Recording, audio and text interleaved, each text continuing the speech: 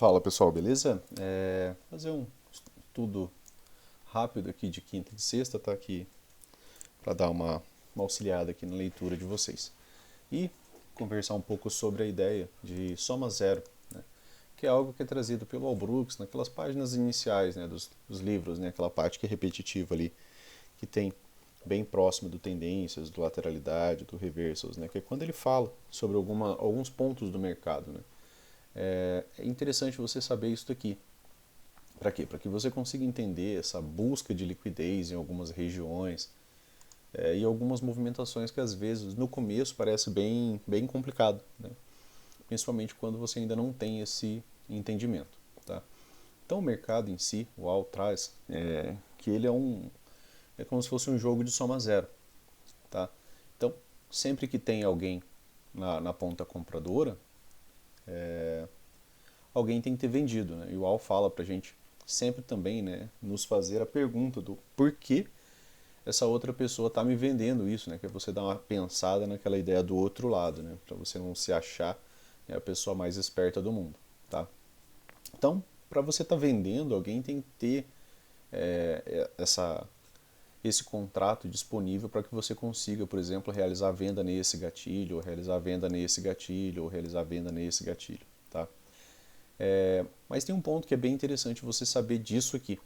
E aí a gente tem, né, algumas conversas sobre liquidez, né, e sobre movimentação do preço e de alguns pontos, né, que a gente muitas vezes precisa esperar ali para poder estar realizando alguma coisa.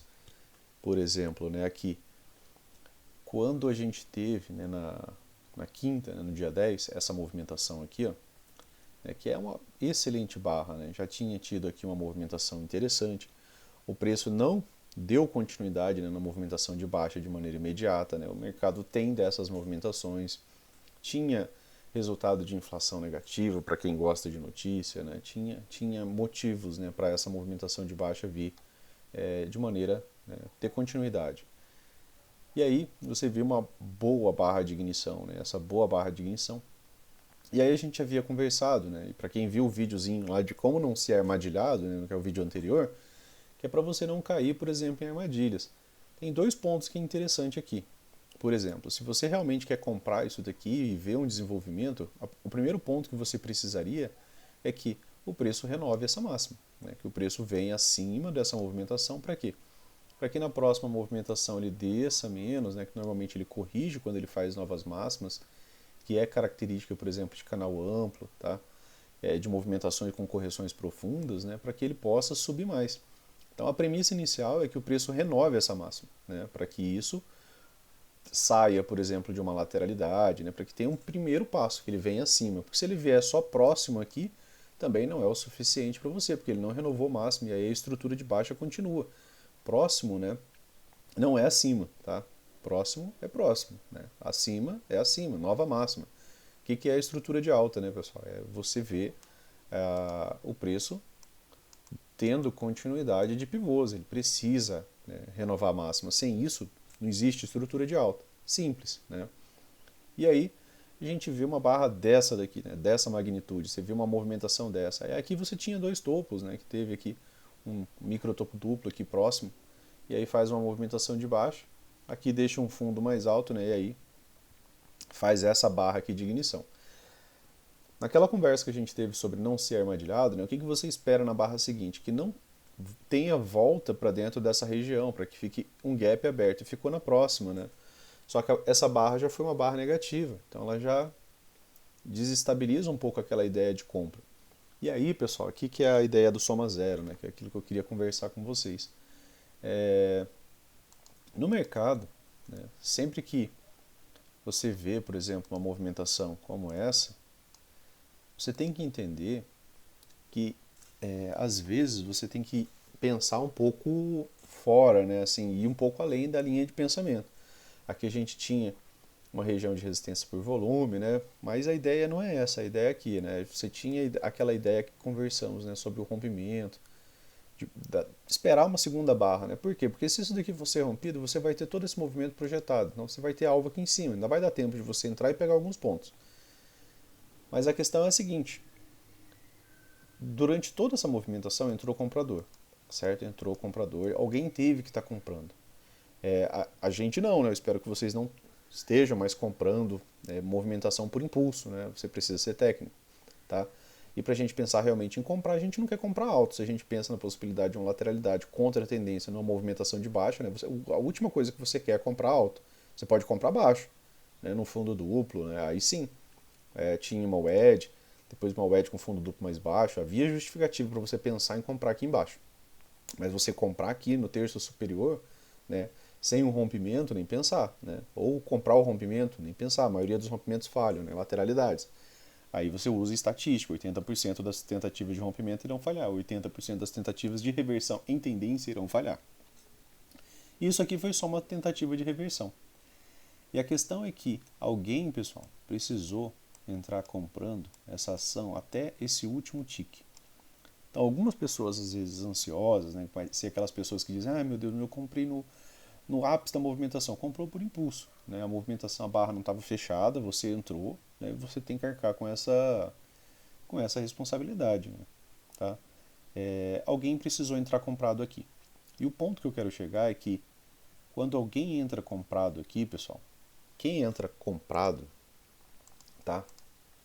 Quando, né, entramos comprado em uma ação, a nossa saída é uma venda, né? Seja a nossa saída no gain ou seja a nossa saída no loss. E aí entra aquela ideia do jogo soma zero, tá? Que o Al fala. Por quê? Porque você entrou com uma posição aqui. Beleza, só que você entrou com uma posição no lado errado da movimentação. Do lado errado da direção. Você entrou por ansiedade, você comprou aqui no último tique achando que ia ser, né, a reversão da vida. E não foi. E em algum momento você vai precisar estopar essa movimentação. E quando você for estopar, quem realmente queria deslocar o mercado para baixo vai ter um monte de ações aqui disponíveis, né, um monte de contratos disponíveis para poder pegar na ponta vendedora. Então, para ele entrar na ponta vendedora de maneira pesada, ele precisa dessas pessoas que entraram aqui, precisa de outra ponta, ou em outra instituição, em outra ponta que entrou pesado comprando aqui. Para quê? Para que quando estopar essa movimentação ele dê liquidez para quem realmente está entrando vendido pesado e ainda pretendia trazer o movimento em mais pernas, né, de baixa. Tá? Então é interessante você saber disso, você entender essa ideia da soma zero. Porque às vezes você entrou no ponto mais errado possível, né, na ansiedade, ali vendo a barra, né, se movimentando. É erradíssimo, né, você fazer isso, porque se você espera a barra fechar, se você espera analisar o gap, se você olha para as médias, né, você sabe que geralmente não vai ter esse rompimento direto aqui com o preço rompendo a 50, nessa abertura que está. Se você tem familiaridade com essas mesmas médias, né, com o tempo você para de fazer isso. Por quê? Porque a sua esperança cai. Normalmente você ia ter um pullback. Olha, deu um gatilhozinho de compra bem aqui. Ó. Eu deixei ele um pouco mais fino, né? Mas tem um gatilhozinho de compra bem aqui. Ó. Tá? Pagou ainda quase 300 pontos essa movimentação. Né? A volatilidade está absurda. Né? Acho que foi 380 pontos. Fez só um retorno a MM50. Tá? Testou a MM50 e voltou a cair. E aí você começa a analisar a estrutura de mercado, né? Como o tempo todo a gente está fazendo. Então aqui você tem um topo, você tem um topo mais baixo, você tem um topo mais baixo. Cara, você quer ficar comprando sempre que o preço está fazendo topos mais baixos? Né? Não era mais fácil você estar pensando em vender isso daqui? Já que até então não tem nenhuma máxima nova durante o dia, né? Não é mais viável você estar a favor da tendência, tá vendo que as médias estão, né, inclinadas para baixo, então ainda, né, em movimentação de baixa, não é mais fácil você estar focando, por exemplo, nesse gatilho, nesse gatilho, nesse gatilho, onde, né, o seu stop, por exemplo, se você entrou vendido aqui, né, seu stop está protegido, está acima das médias, são resistências para o preço. Se você vendeu aqui, teu stop também está lá. Se você vendeu aqui, teu stop também está lá, porque aqui é o pivô dessa movimentação, não tem outro ainda. Quando rompe e deixa gap, tem um pivôzinho menor aqui. Aí sim, você pega e transfere seu stop para cá, já tem gap, tem continuidade. Você pode deixar seu stop para cá, tranquilo. Só que não tentem comprar, pessoal, enquanto o preço não estiver renovando o máximo. Toda vez que você fizer isso, você está tentando acertar o fundo do dia. Toda vez que você tentar acertar o fundo do dia, as probabilidades estão contra você. Compras a partir desse tipo de cenário aqui são compras scalp, retorno à média móvel de 20, né? É isso, retorno à média móvel de 20, um teste da VWAP, ó, um micro topo duplo, tá? Use estruturas a favor da movimentação da tendência, né, que você conhece. Aqui tem um topo mais baixo, né? O AL considera isso daqui um topo duplo mais baixo, tá? E é um topo duplo mais baixo, por quê? Porque faltou ímpeto dos compradores para que ele renovasse essa máxima. E isso é interessante, isso é uma movimentação inteligível, né, do preço, tá? Então é interessante você dar atenção a essas movimentações e entender essa ideia do soma zero. Muitas vezes quando você entra nesse ímpeto, é bom você estopar logo, porque quanto mais você demorar para estopar, né, você vai dar liquidez para o mercado de alguma forma, nem que seja até o final do dia ali, porque foi uma movimentação de 4.500 pontos, né, se eu não estou enganado, mas de alguma maneira você ia dar liquidez para o mercado. Ah, vou fazer preço médio. Você vai dar mais liquidez para o mercado, tá? Porque se você comprou aqui no pior ponto possível, comprou aqui de novo, você vai dar liquidez para o mercado. Tá? Você vai dar liquidez para grandes fundos, né, poder entrar vendendo mais pesado e acumular uma posição melhor, tá? Até o ponto que eles queriam, né, que aí a gente teve aquela wedge do diário, né, linda wedge do diário, tá? Deixa eu só colocar ela aqui, porque essa daqui realmente foi bem bonita, né? Isso aqui, é esse tipo de simetria, né, do preço, né? Isso aqui é fantástico quando você começa, né, a observar, né, depois de tanto tempo traçando linha, né? Ver isso aqui. O Al fala que raramente o mercado é tão simétrico assim, mas quando é, ele fala que os robôs, né, praticamente mastigam esse tipo de movimentação, tá? Beleza? Então era só para a gente comentar o dia de ontem de no M5 ali mesmo, né? Essa ideia de soma zero, né? Cuidado para você não ficar dando liquidez, tentando buscar rompimentos com barras abertas, né? Ali achando que já vai ter uma reversão, né? Mesmo que fosse reverter, né? Era mais provável que tivesse um pullback, aí ia fazer nova máxima, fundo mais alto, né? Você vê uma movimentação crescente e ainda assim você sabia, né, que você tinha aqui esse topo duplo, né? Porque é uma barra de muito ímpeto vendedor, né? Isso aqui ia ser provavelmente uma região de resistência, tá? Então, é interessante você entender isso, tá? E não ficar, né, contra a tendência. Use, né, estruturas de movimentação que você conhece a favor da tendência. Isso aqui, o que é isso aqui? É um topo duplo. Pô, topo duplo a favor da tendência. O que é isso aqui? Outro topo duplo, né? Esse topo aqui com esse outro topo. Em cima de uma região de volume, tá? O Al nos diz, né, que em tendência, né, a gente vai ter o que? Canais de alta. E esses canais de alta serão bandeiras de baixa, né, pessoal? Rompimento e duas pernas de baixa. Tá, então, a teoria precisa ser trazida para a prática, né, em tempo integral. Né? Você precisa estar sempre, né, fazendo isso. E aí, né, no fechamento do dia anterior, né, a gente já tinha tido aqui gap de média, né, e deu a possibilidade já de termos, né, uma movimentação oposta, tanto no índice quanto no dólar. Né? No dólar veio bem depois, tá?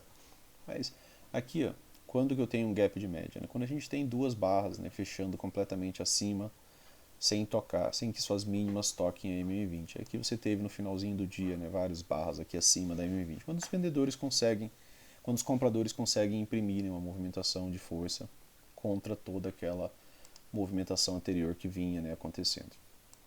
E aí, comentando um pouco o dia de hoje, né, pessoal, como a gente fez na sala, abriu num gap de alta, fora do canal, né, que a gente já tinha deixado marcado, só que não é um Fab 4 de compra, né, a gente sempre dá uma pensada ali, opa, mas em relação a 200 como está o preço? E eu falei para vocês em outros vídeos que quando o preço está abaixo da 200 a gente lê ele como tendência de baixa, acima da 200 a gente lê ele como tendência de alta, tá? Essa também é uma das ideias da MM200. E aí o preço veio, né, formou uma microestrutura de baixa, né, que a gente viu ali pelo M1 e deu para pegar umas vendas aqui, né? Foi conversado na sala lá, o pessoal que pegou, né, e que estava participando lá pode confirmar isso. E aí a gente saiu da operação aqui, né, que aqui era um suporte por volume, né, e como estava na ideia de lateralidade, era melhor aguardar um pouco mais de informação aqui para ver, né, se ia romper, por exemplo, esse outro fundo, né, que era uma outra inflexão aqui, ó, de quase 1.000 pontos, tá? E até então ele não tinha rompido, né, nenhum pivô aqui de baixa. Ele também não armou um pivô de baixa, né, não fez a mesma ideia que a gente estava conversando ali. Né? Para eu pensar em vender mais, eu preciso que o preço venha, renove, volte a subir para ele poder voltar a cair mais, tá? Essa é a movimentação mais natural do preço. E aí ele fez um fundo duplo, né, aqui. Só que ainda, né, numa lateralidade. E pelo tipo de lateralidade aqui, né, só com barras sobrepostas, né, a gente ainda não tinha tanta direção, né, porque até ele não tinha renovado máxima disso aqui.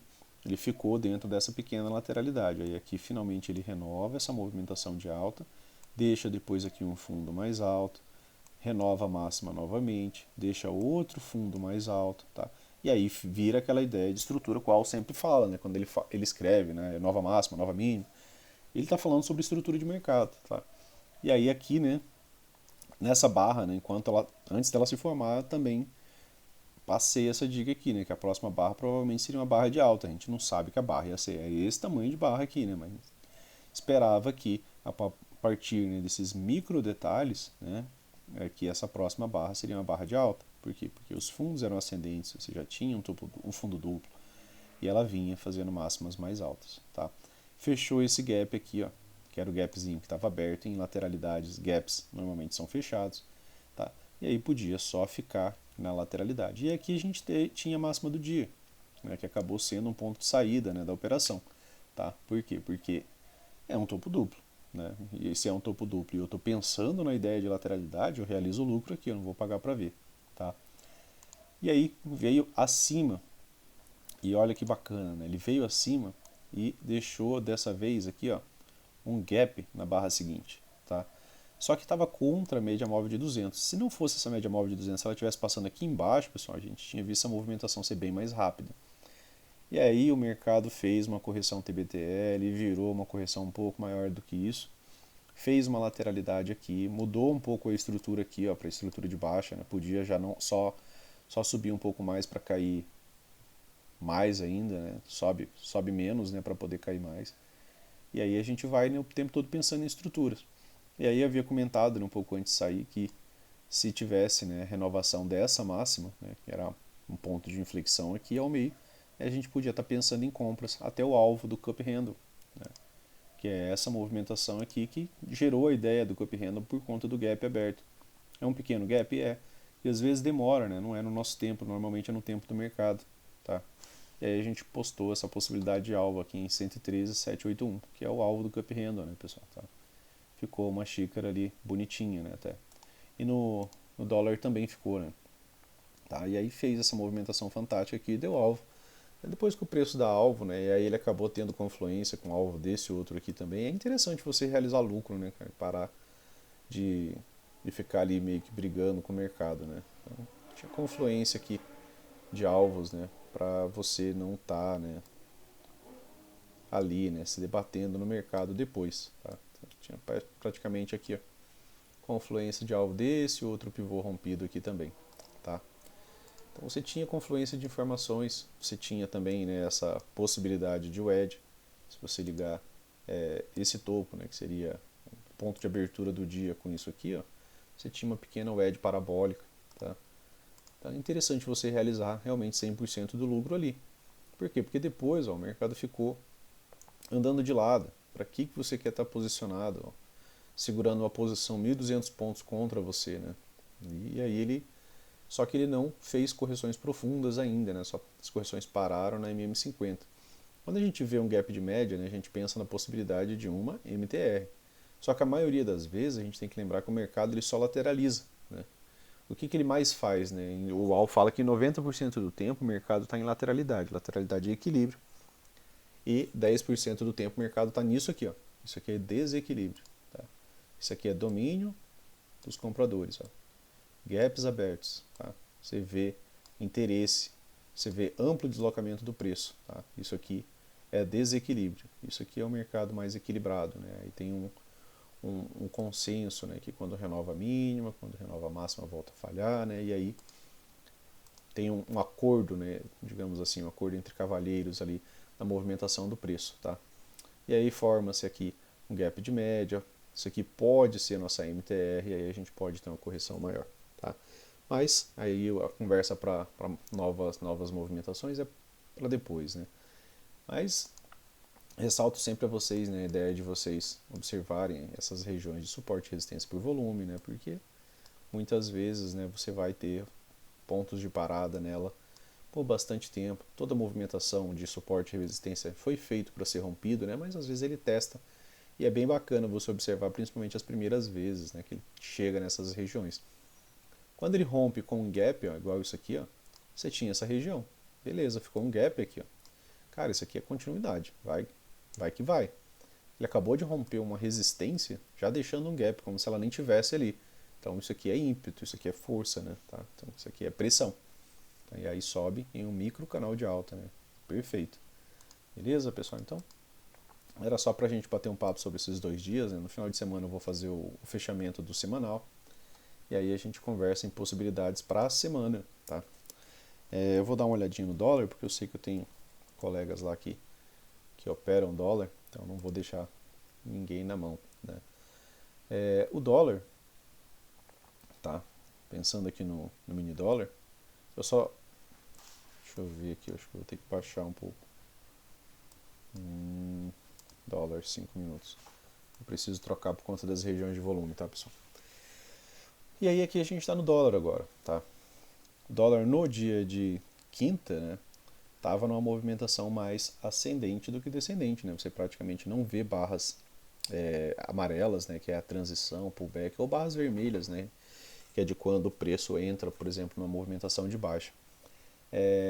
Essa barra aqui, ela realmente criou um grande deslocamento, ela deixou um gatilho de venda, né, ela conseguiu deixar um gatilho de venda em meio, né, à estrutura de alta, por quê? Porque ela renova muitas máximas, muitas mínimas, né, ela fecha abaixo de muitas mínimas, então isso aqui realmente era uma movimentação muito forte de baixo. Só que aqui a ideia era algo semelhante àquilo lá do índice, né? Para ter continuidade, o que ele precisaria? Ele precisaria vir aqui, abaixo, né, dessa mínima. Então, se o preço, né, vem abaixo dessa mínima, eu sei que essa estrutura estava muito mais forte para baixo. Já tinha uma máxima mais baixa, né, já tinha uma movimentação de baixa. Tudo que a gente precisava para ter continuidade, pessoal, nessa movimentação é que o preço viesse aqui, para que ele pudesse subir menos, corrigir um pouco menos, para poder descer mais, vir fechar esse gap aqui abaixo, por exemplo, tá?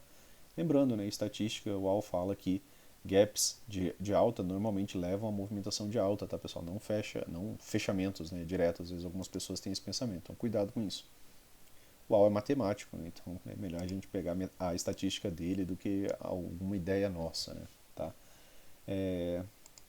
Beleza? Então, aqui, né, a gente teve, né, um gatilho de venda, essa movimentação aqui ainda assim pagou, né, cerca de 32 pontos. Né? O dólar está numa volatilidade absurda, né? Se você estiver na ponta errada aqui, né? Meu Deus. E aí você tinha a máxima, mínima mais baixa, não renovou a mínima prévia, né? Que é essa aqui. Era o pivô que precisava ser renovado para ter aquela ideia de continuidade de baixa. E aí volta a subir. Quando ele renova isso daqui, pronto, né? Aí você está numa estrutura de alta.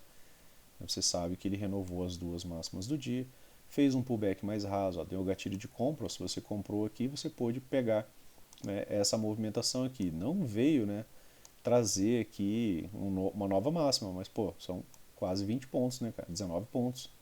Né? E outra, o risco stop disso aqui também, né? Era 20 pontos. Ó, tá? Pagou 1 para 1, como eu falei, a volatilidade para os 5 minutos está bem absurda. Tá? Para quem usa um stop ali de 5 pontos, é melhor nem tentar operar o dólar. Por esses dias a volatilidade está realmente muito agressiva, então tem que tomar cuidado, pensar bem na entrada, né? Essa entrada ela está a favor de uma estrutura, né? Aqui de novo, ó, movimentação lateral, opa, deixou um gatilho de compra aqui, beleza, se você entrar aqui você pega alguns pontos, só que tá complicado, né, de você manter um stopzinho curto para essa movimentação, é melhor você estar ali de olho ali se essa movimentação vai falhar, se você vai ver algum gatilho contrário, né? Porque realmente tá precisando se pensar ali bem, né, antes de entrar ali com a mão um pouco mais pesada também, né? Você vai ter que bancar às vezes um stop de 20 pontos, né, que nem essa movimentação aqui, pelos 5 minutos. Eu uso muito o 1 e mesmo no 1, pessoal, tá ficando stop de 14, 15, 16 pontos.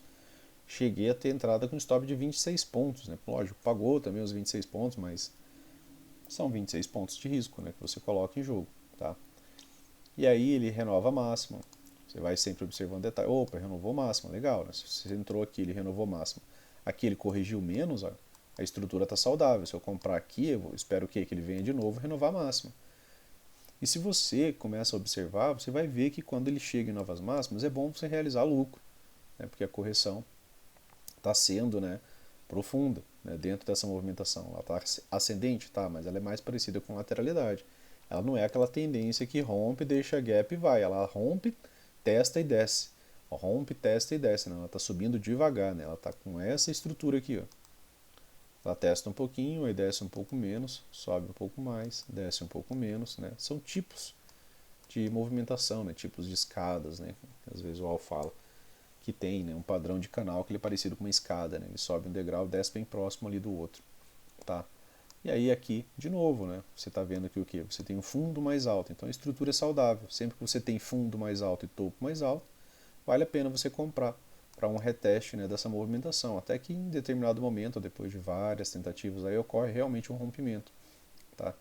E aí a movimentação das barras muda, né? Já não tem mais tantas movimentações contrárias, né? Já não tem mais tantos dojis, tá? Aí muda um pouco a construção, né? Aqui você vê, aqui você consegue analisar a pressão, né? Essa movimentação.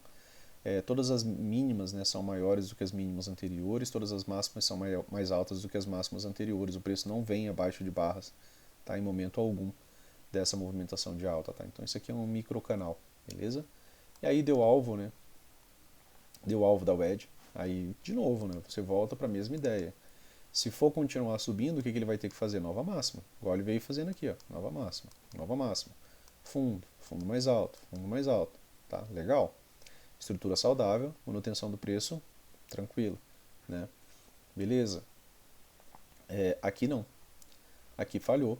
Aqui já tinha uma wedge, tinha uma região de volume, teve um gatilho de venda. Então deu uma boa venda aqui. Por quê? Porque você consegue justificar pela wedge, pelo topo mais baixo, pelo alvo da movimentação que já tinha sido atingida, né, o 100%, que você poderia ter uma correção um pouco mais profunda. Tá? Essa barra aqui já fecha abaixo da mínima da barra anterior, então já tem uma pequena estrutura aqui de um ponto de inflexão de 18 pontos modificado. E aí, ó, em 5 minutos, 30 pontos. Né? Como eu falei, realmente a volatilidade está bem absurda. E aí aqui, topo mais baixo, aí já não convém, mas você está pensando em compra, né, pessoal? Você já viu uma mínima ser renovada, você está vendo um grande ponto de inflexão. Tem gatilho de compra aqui. Pagou? Pagou. A barra anterior é uma barra boa? Não, é uma barra ruim, né? Um doji, tá? A barra de gatilho. Tá? Mas ela renovou máxima. Então, ela acaba tendo ativação. Ainda assim, pagaria 12 pontos. Mas, se você está vendo que tem um topo mais baixo, tá? Outro topo, você está esperando que isso aqui falhe, para quê? Para descer mais. E aí, se você vende aqui, né, nesse gatilho, você tinha um stop de 12 pontos, aí chegou a pagar 61 ah não, aqui fechou aqui, né, pessoal, tá? Em 25 minutos, 50 pontos, tá? Beleza? Aí aqui é a abertura do dia de hoje. Ele abre, ele dando continuidade, ele testa já essa a VWAP do dia anterior, tá? Já estava próximo também do fundo do canal, tá? Que é só ligando, né, aqui as mínimas, né? Então aqui eu tinha construído o que? Uma LTA, certo? Uma linha de tendência de alta, beleza? Só ligando as mínimas.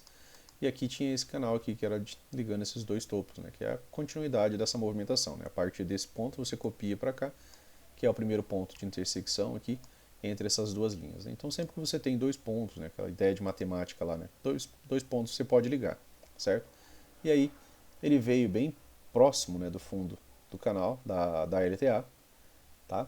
E testou já a região da VWAP do dia anterior, testou alguns outros fundos aqui também, né, pessoal? Que também são pontos de parada do preço, né? Testou um, testou dois, faltou pouco aqui para testar três, né? Tá? E eles eram ascendentes até então. Aí essa barra ela volta e fecha positiva, né? Bem positiva, tá? Ela abre aqui, volta e fecha positiva. Amarelo, né? A nossa regra de transição, às vezes, de pullback. Em microestrutura, né, no M1, a gente viu que aqui, quando renovou essa máxima, né, já dava para estar pensando em comprar. Por quê? Porque já tinha aqui, durante essa movimentação, a gente já tinha visto que tinha formado uma microestrutura de alta.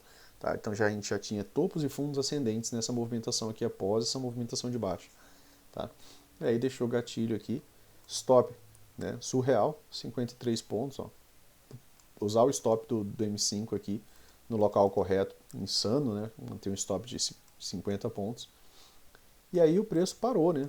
Aonde? Né? Ele parou aqui na nossa região de volume, era uma dupla, né? Tinha uma mais antiga que havia deixado também, e tinha essa próxima aqui atual. Aí eu falei, né? Realizar lucro, né? E aguardar um pouco mais de informação. Então aqui a gente teve topo duplo, né? Tá? Topo duplo, bem exato, tá? Aqui um micro topo duplo, certo? Esses dois aqui próximos, se você coloca no 1 minuto, você vai ver um micro topo duplo aqui. A gente consegue ver isso aqui nos 5 minutos também, né? Um micro topo duplo exato. E aqui, pessoal, a gente tem um topo triplo, né?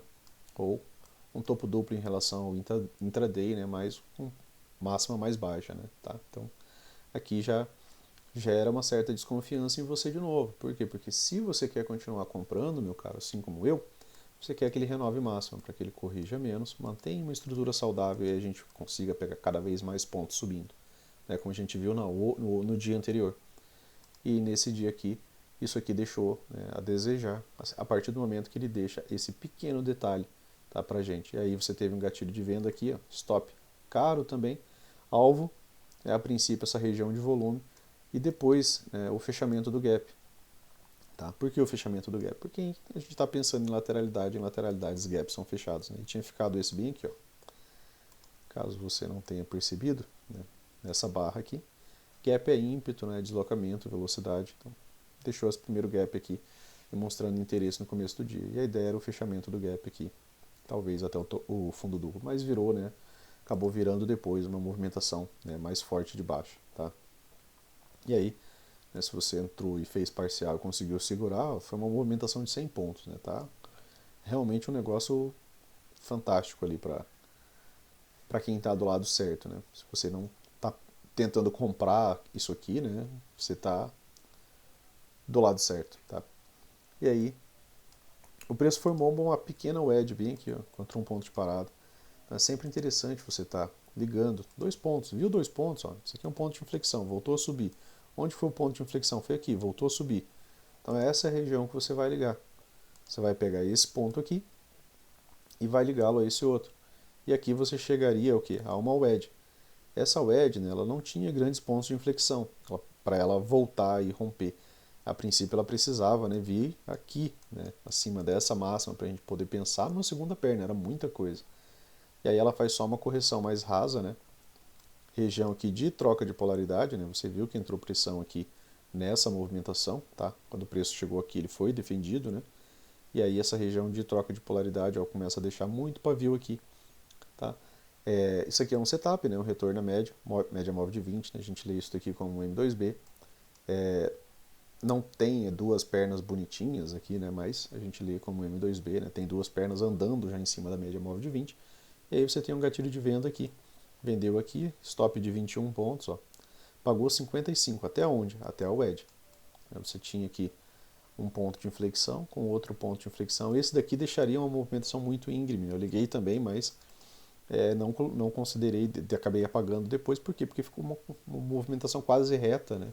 Está muito próxima, né? E aí tinha esse outro ponto aqui, né? Você podia ter ligado aqui. E aí você chegaria aqui a uma nova wedge, tá? E aí essa nova wedge muda a característica da movimentação do preço, tá? Quando? Quando ela deixa um fundo mais alto, tá? Essa barra aqui é uma boa barra? Não, ela tem muito pavio, tá? Deixou o gatilho de compra? Deixou. Ela rompe várias outras máximas, mas ela deixa muito pavio. Então é uma barra um pouco duvidosa. Mas ainda assim acabou sendo, né, uma boa compra. Nem sempre a gente vai ter barras fantásticas, né, pessoal? Pagou de novo, né, bem mais do que o seu 1 para 1, apesar do seu 1 para 1 ser caro, né, 23 pontos, pagou 23 pontos já na própria barra, né, se você entrou aqui, chegou a pagar já os 23 pontos na própria barra. E aí, a partir do momento que ele renova essa máxima, né, eu falo para vocês que quando o preço faz isso daqui, normalmente a gente espera que ele faça uma correção para que ele nos dê uma segunda perna. Mas ele andou só até a região de troca de polaridade, ó, daquela movimentação aqui que a gente deixou ligado, tá? Tá? Cirúrgico, né? Beleza? E aí, né, ele acaba virando uma movimentação lateral. E ainda assim, pessoal, eu continuo na ideia, né, de que a gente está esperando ainda uma segunda perna de alta do dólar.